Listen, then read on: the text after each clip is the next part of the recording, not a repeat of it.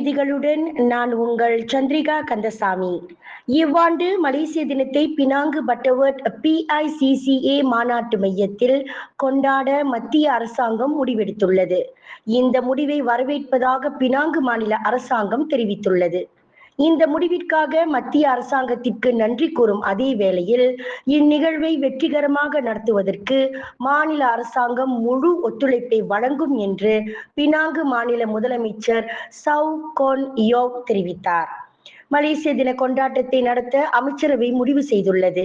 மேலும் மலேசிய தின கொண்டாட்டம் சபா மற்றும் சரவாக்கில் மட்டுமல்ல, தீபகற்ப மலேசியாவில் உள்ள மாநிலங்களுக்கு இடையேயும் சுழல் முறையில் நடைபெறவிருக்கின்றது என்றார் அவர்.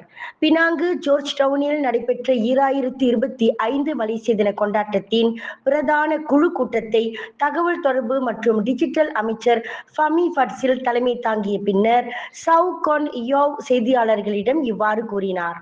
16 துணைக்குழுக்களை கொண்ட ஒரு பிரத்யேக குழு மற்றும் செயற்குழுவின் மூலம் மலேசிய தினத்திற்கான ஏற்பாடுகளை செய்வதுடன் அதன் கொண்டாட்டத்தை வெற்றியடைய செய்ய பினாங்கு மாநிலம் தயாராகி வருவதாக சவ் விவரித்தார்.